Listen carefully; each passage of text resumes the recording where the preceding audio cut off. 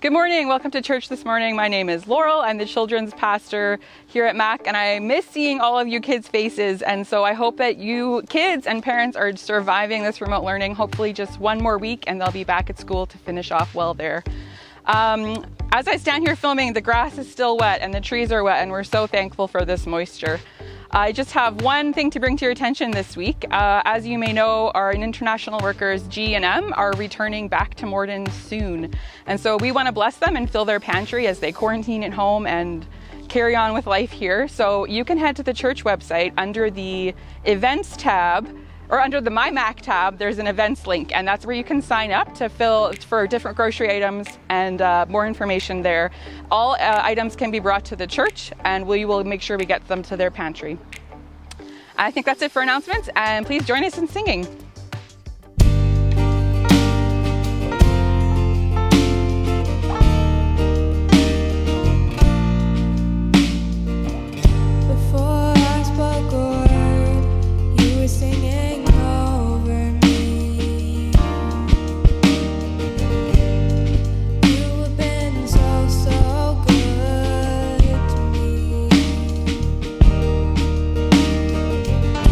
Before I took a breath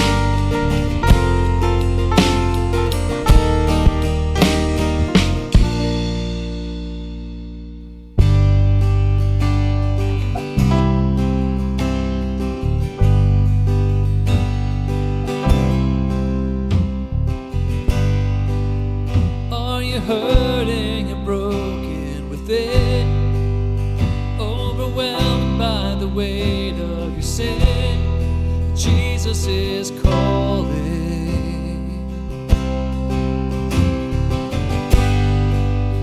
Have you come to the end of yourself? Do you thirst for a drink from the well? Jesus is calling.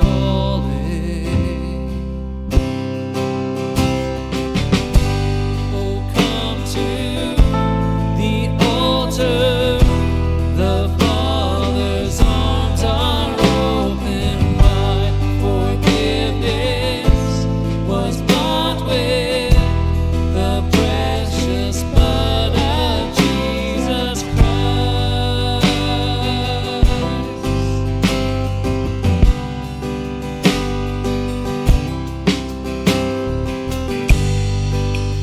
Leave behind your regrets and mistakes. Come today, there's no reason to wait. Jesus is calling. Bring your sorrows and trade them for joy. From the ashes a new life is born. Jesus is calling. Oh, come to the altar.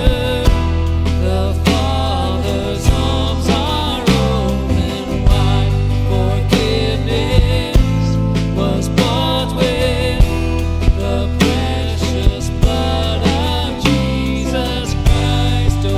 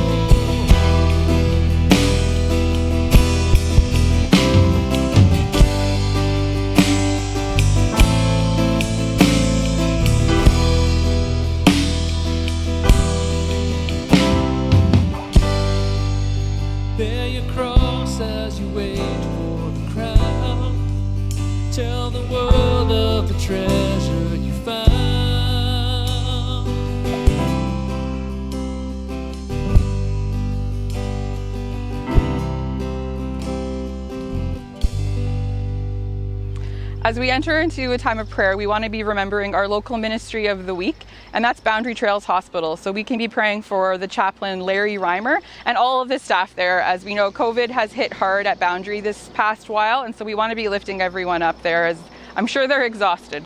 And so we're going to be praying for them this week. We're also praying for international workers Rick and Susan Kilbray out of Mexico, and they have sent this to us to be praying for. Over this past month, Susan has been teaching the children of the C3 Alliance Church the stories of valiant missionaries and people in history, many of who died for their actions.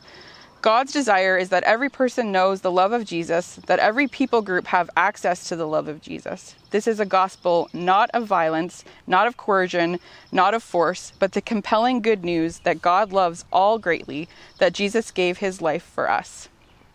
Please be praying that God's heart for the nations would touch our children and young people.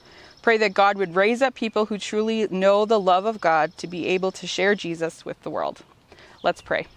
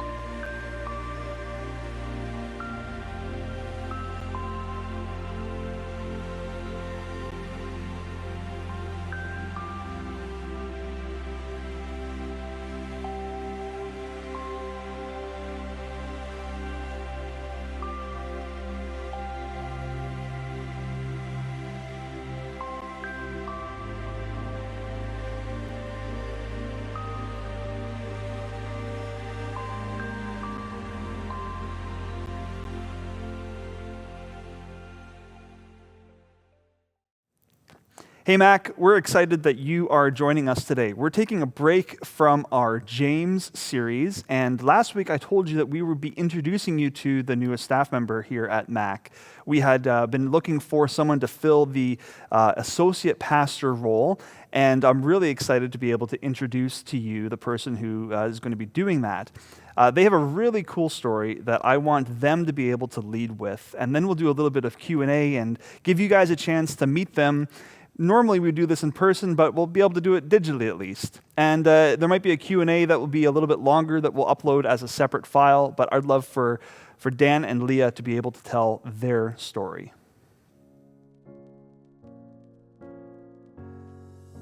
The words that we're sharing now are only one small part of a greater story. It's a story so great that there aren't enough pages to write it all down. It's our part in the great story. It's the story of how God is taking the mismatched threads of our life together and weaving them into something lovely. Leah and I met at Bible college in 2005, a year after I had started school there. We had many mutual friends and ran in a few of the same social circles. It wasn't until Leah's last year of school in 2010 that we began dating. God's timing was really good when it came to our relationship. I was a bit of a hooligan, and had we started dating early on in our relationship, or our friendship I should say, I'm sure it wouldn't have worked out. But we were married in July of 2011 and lived in Cochrane, Alberta for almost 2 years while we both worked full-time and finished school. As I was finishing up my degree, I was hired by Rocky View Alliance Church in Calgary as their pastor of worship arts. We soon moved to the city of Calgary so we could live closer to the church. We loved Rocky View, and we were so happy to be a part of that church family. To our great joy, in 2015, when we were still in full-time ministry at Rocky View, we were blessed with the birth of our son Cyrus. Cyrus was the highlight of our lives. We cherished him. He was so loved by our family, our church, and our friends. The best day of my life was June 5th, 2015, the day that I became a mom. I was in the hospital and I just accomplished the most physically strenuous thing I've ever done when the doctor said, "You have a son," and she placed him in my arms. His name was Cyrus, and he was the most beautiful baby I had ever seen. He was so small, he was only 8 pounds and 8 ounces, but the weight of love that was placed in my heart at that moment was enormous. I've never loved anyone the way that I loved him. My husband Dan and I were so proud. We adored our little son. He came to us like the grace of an answered prayer. And not that I was perfect at it, but being Cyrus's mom was the chief joy of my life. Life with Cyrus was life in full color. We had him nearly 3 months, and I relished every minute of it. For Dan and I, Cyrus was our joy and crown.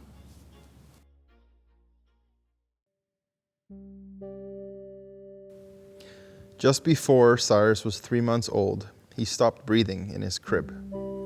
In spite of my best efforts at CPR, as well as the valiant efforts of first responders and doctors, Cyrus had gone without oxygen for too long, and he was declared brain dead. His life on earth was very short, and so began our journey of sorrow and grief. Life with Cyrus was life in full color. When we lost him, it was like all of our landscapes had been painted black. To mark my grief for the entire year following his death, I literally only wore black and different shades of gray. My feelings during that season are best described by Christina Rossetti when she penned the poem A Better Resurrection. I have no wit, no words, no tears. My heart within me like a stone is numbed too much for hopes or fears. Look right, look left, I dwell alone. I lift mine eyes, but dimmed by grief, no everlasting hills I see. My life is in the falling leaf, oh Jesus, quicken me.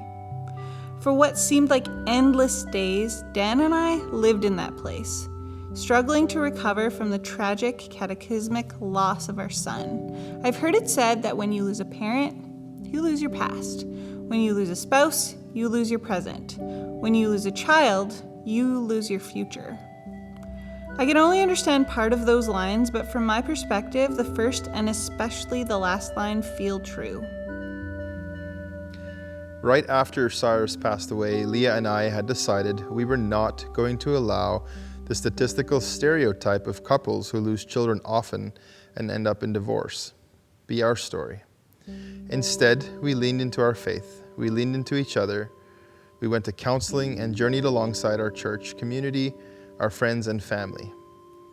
Having had this support was so vital in our journey of grief.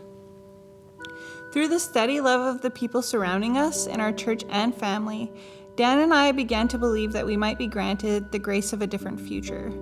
During that time, Dan and I read a book called A Grace Disguised. It's a really good book by Jerry Sitzer. In it, he said, "Gifts of grace come to all of us, but we must be ready to see and willing to receive these gifts. It will require a kind of sacrifice, the sacrifice of believing that however painful our losses, life can still be good. Good in a different way than before, but nevertheless good. Moreover, I will always want the ones I lost back again. I long for them with all my soul, but I still celebrate the life I have found because they are gone. I have lost, but I have also gained. I lost the world I loved, but I gained a deeper awareness of grace. That grace has enabled me to clarify my purpose in life and rediscover the wonder of the present moment. In April of 2017, our hearts were just starting to thaw out. Spring was beginning, and we were rediscovering wonder, and we were daring to have some personal hopes again. It was 21 months after Cyrus passed away. Dan and I were just starting to dream some new dreams. Then we were dealt another devastating blow by scheming people full of lies and evil deeds.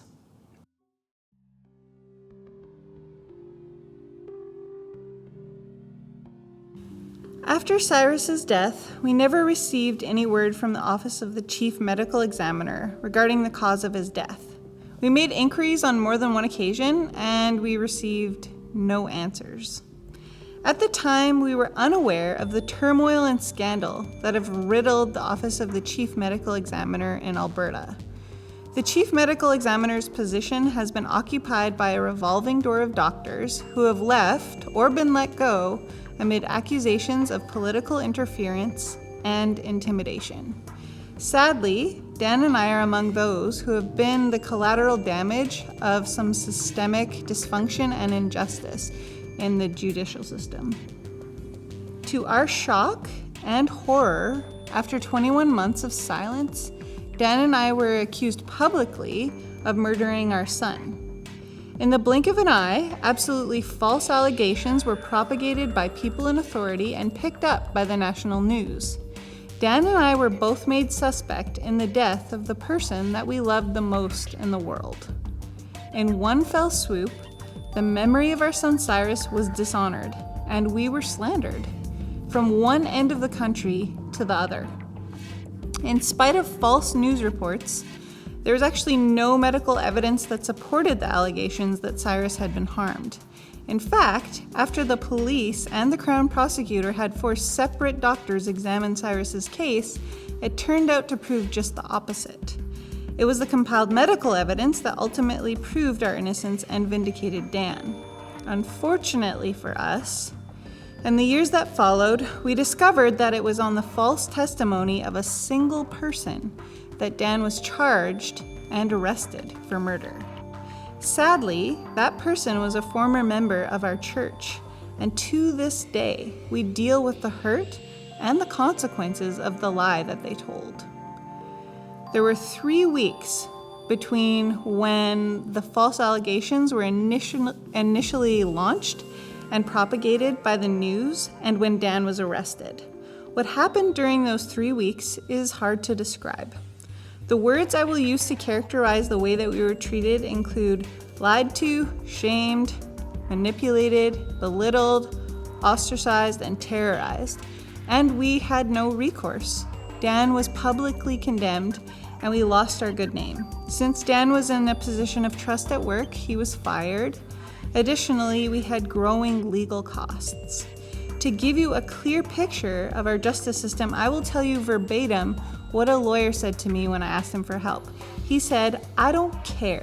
If you were Mother Teresa, you would not get a decent criminal justice lawyer to work for you in Canada for less than $200 an hour.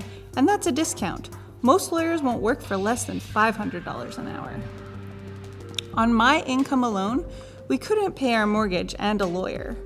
As a result, we were forced to sell our home. That home, our home, was my inheritance. Several years ago, when my mother passed away, my dad took her life insurance money, divided it among my sisters and I, and he set it aside for us. That money was the down payment on our home.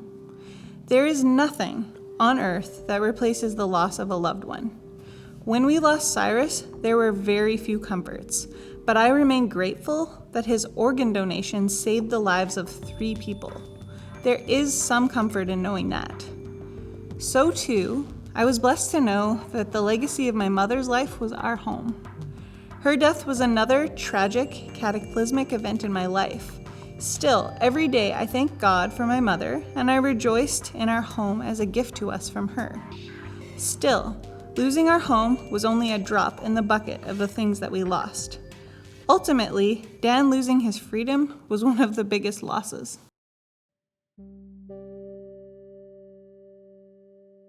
Have you ever been trapped in a place so deep and dark that it disorients you entirely? A well of sorrow where you wonder if the light would ever be able to find its way to you. A place of despair and helplessness, so cold. Absent of any warmth, void of any comforts, no one to talk to, no one to look at, no one to hold. Well, I found myself in that very dark place. The walls around me concrete, immovable, ice cold, terribly dark. As much as I needed to sleep, each time I would close my eyes with the hopes of drifting away into the solace of slumber, I would find myself gasping for air mere moments later, hyperventilating. Was this really happening to me? The air stale and musty, my heart beating out of my chest, sounds of strangers screaming like they are being tortured, violent screams and banging, sickness, insults, barking, mad, mocking voices, demons in the dark. I thought it would never end. There in that place, I found myself saying over and over, "Please, Lord, please do not forsake me. This is not happening. This cannot be happening." Yet it was. It wasn't a bad dream. How did I get here? How did my life possibly take this turn? How does one end up here? Locked up in prison, confined to a small room for 23 and a half hours a day. They took away my clothes and made me wear a jumper that didn't fit. My eyeglasses were confiscated. Even though my cell was very cold, I was not given a blanket. Humiliated and exhausted. No will to fight. You just give in. You just do what they say, stand where they tell you to stand, and sit where they tell you to sit.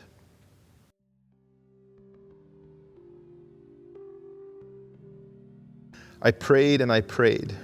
And when I wasn't praying, I sang. I sang songs to Jesus, pleading for God to rescue me. In my cell, there was a small window that looked out into a small untended courtyard at the rear of what seemed to be an L-shaped building. When I felt so alone, there outside on the fence sat a raven, the biggest raven I had ever seen. He was sitting there staring at me. As I looked at him, he moved down the fence closer toward me. I looked away into a distant field, squinting, trying to make out what direction I was facing. Then all of a sudden, before my eyes, on the edge of this window, landed this enormous jet black raven. He landed and did not position himself to look away. Instead, he sat there staring at me, moving his head ever so slightly and moving side to side. I tapped on the window and he gave a startling caw. He sat there and I talked to him. When I got tired of standing, I went and laid down. And finally, I fell asleep. When I woke, it was still daylight outside. The raven was gone, but in his stead, to my surprise, were not one but two magpies. I determined then and there, with the first glimpse of hope, that in my loneliness, God commanded the ravens to come and keep me company, just as they fed and tended to Elijah as he hid in the ravine. Even here, God did not forget about me. That ledge, every time I went to the window, would not be vacant. If there wasn't magpies, the raven was there. Ravens and crows and magpies get kind of a bad rap, but this experience changed my perspective. Since I'd been charged with murder, I was told I would likely not get bail. Instead, I was told that I would have to wait in prison until my trial. A trial that was said to take place in 2 years. 2 years in prison, locked up for a crime that never happened. 2 years without Leah, my family, and Bruce, our dog. 2 years without freedom. I asked the guards one day if I could have a book to read to pass some time. They said no.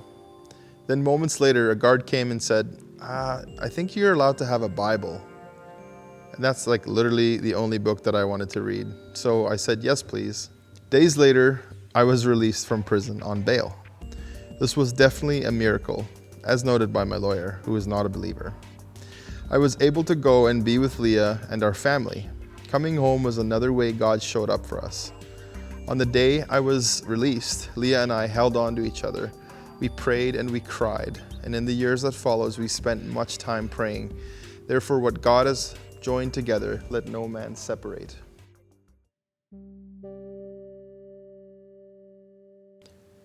We had already lost so much: our son, our home, our church, many of our friends. We were even uninvited to weddings. We felt forgotten, pushed aside, and forsaken. Some of our dear friends from our old church said, "It's like you guys died. One day you were there, and the next you were gone." Sadly, we were asked not to come back to the church by the leadership. We were not allowed to go back to our church and be there with our community. Out of respect for our church leaders, when people asked us if we were coming back, we would simply say, "No, we aren't able to come back right now." What was really hurtful to us was that the congregation was told that we were choosing to lay low during this time. Not that the leadership had asked us not to come back. Although hurt by this, Leah and I did not want to cause division. We simply faded further into our hour of darkness. Over the next 22 months, we waited. We were in limbo. I met with my lawyer every few weeks to go over the case, and Leah worked as a contract teacher for a few different school boards. I decided to get a diploma in marketing and design. This kept my days busy with studies, and between training our dog and working on my schoolwork, I had a reason to get out of bed each morning. And in spite of the ostracism, we still had a few very good friends walk alongside us during the hard times. Our immediate families were also deeply supportive and loved us beyond what we could have imagined. Our brother-in-law, and later on one of Leah's best friends, managed an update email list.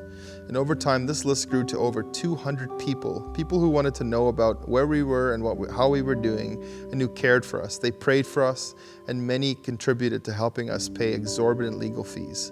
For all of these people, we are so thankful. Because of each of them, we felt held up in prayer.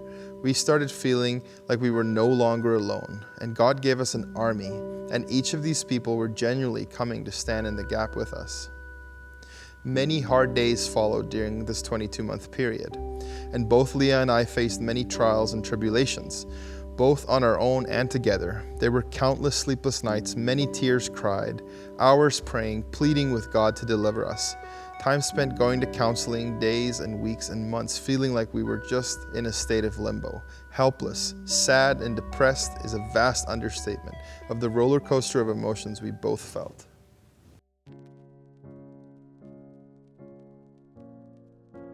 In the winter of 2018, we had very little cause for personal hope in our lives at that point.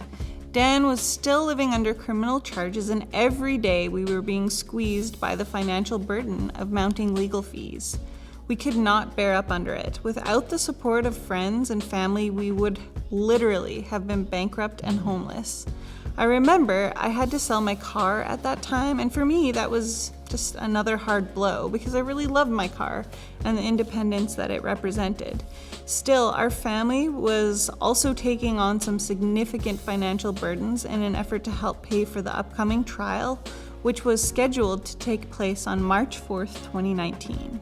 Towards the middle of December of 2018, a year and 8 months after all this started, our lawyer called and said he had a meeting with the Crown prosecutor.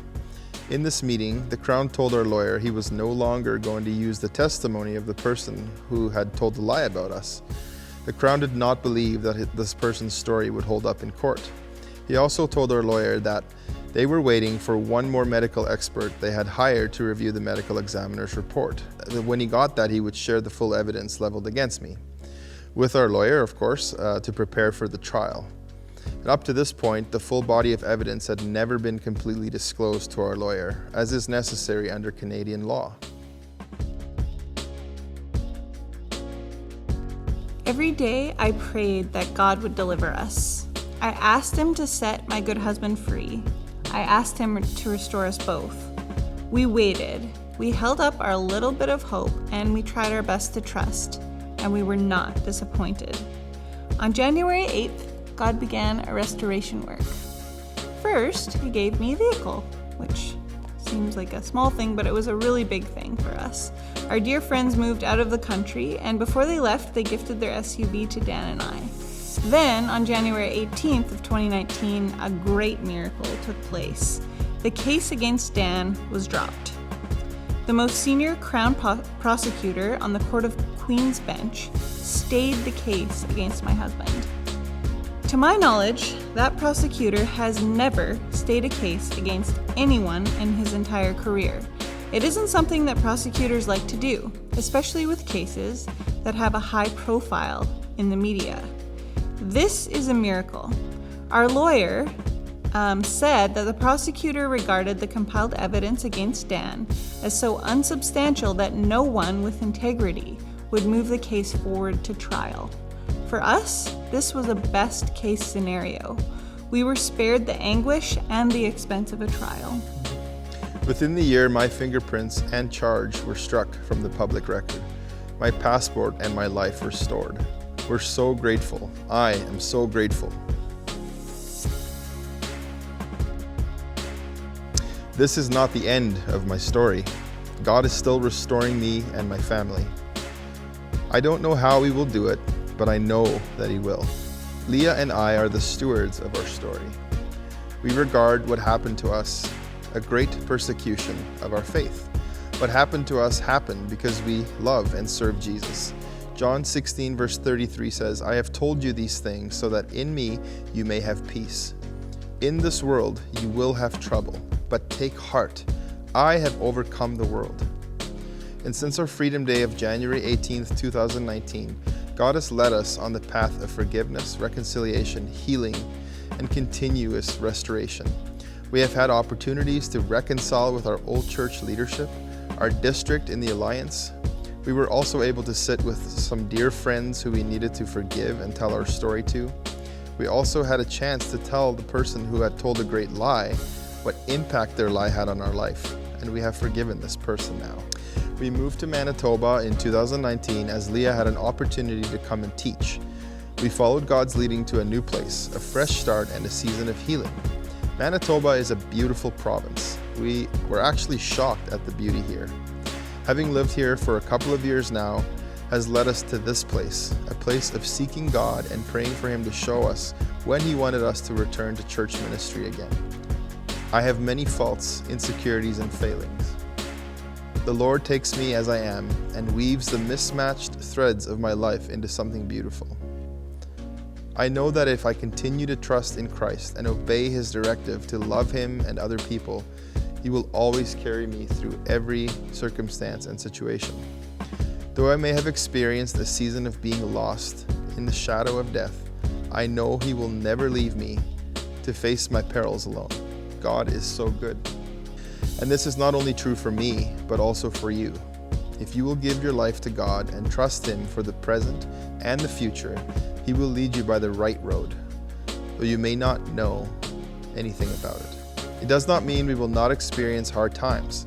It means that in the midst of hard times, which come to all of us, whether or not we trust in God, we will have a joy and hope in Jesus that no one, no power of hell, no scheme of man will ever be able to take from us. Through this season, I have come to understand what James meant when he wrote, "Consider it pure joy, my brothers and sisters, whenever you face trials of many kinds, because you know that the testing of your faith produces perseverance. Let perseverance finish its work so that you may be mature and complete, not lacking anything."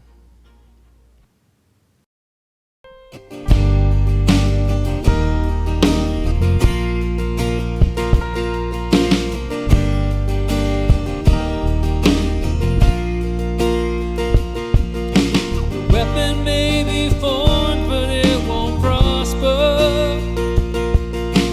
When the darkness falls, it won't prevail. 'Cause the God I serve knows only how to triumph.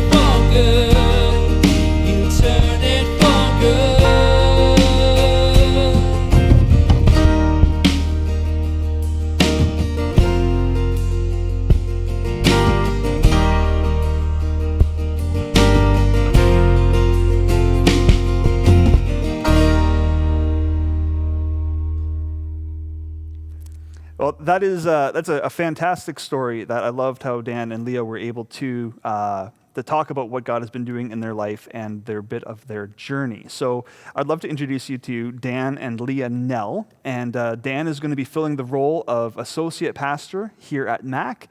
And him and Leah will be looking for a place here in Morden. And we want to be able to do a little bit of Q&A so that you guys can get to know them and they can get to know you, or look forward to getting to know you anyway.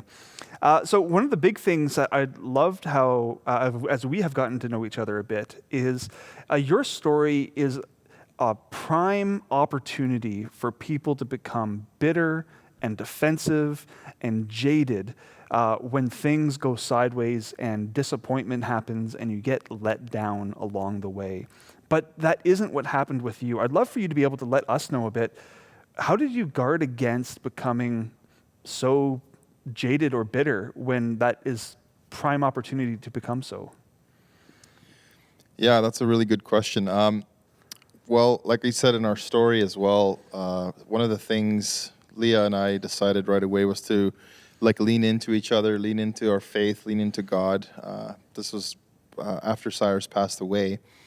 And then as the seasons progressed, there was a lot of things that you heard in our story. But the main thing I think that has been a really good practice for us, that has kept our hearts centered on good things and God's goodness and faithfulness into our lives, has been this practice of gratefulness that we kind of started into, where every day when we're together, or like if we worked or we came home or whatnot, sometimes in the evenings we'd sit together and we would share 7 things that we're grateful for, each of us. And we'd give some thought to it. We try not to have just like fluff things, although sometimes they are fluff things, but we try to give some thought to it. And then we also had share your moment of glory for the day, share a moment of gratefulness, and then also to give voice to one moment of defeat that you had that day.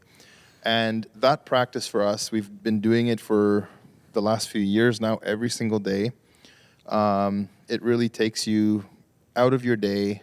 Even if you had a bad day, it takes you and it focuses your heart posture on God and His goodness. And that's one thing that we did, and we're still doing. Is there something you want to add? About how not to be bitter? I think it's like something that it's like in progress all the time, of like learning also how to like forgive and reconcile in a good way. So we've read quite a few books about forgiveness and like tried to live into some of those principles, but it's not like something that happens overnight. It's kind of like you say that you forgive someone, but it doesn't necessarily match your feelings right away. And so like some days we just have to like continue to forgive if like more things come up that cause us to feel angry or difficult. So it's still like in progress thing, I think. Yeah, and of course we went to counseling and did a lot of reading together and praying together and journeying with people close to us through that season. Yeah.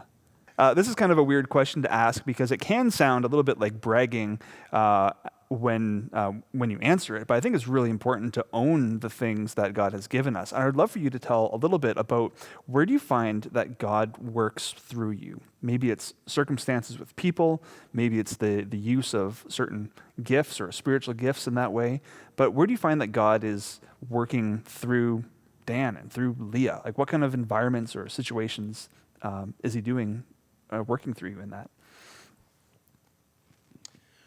I'm going to answer that question for Leah. Okay, that's a good thing, yeah. Yeah.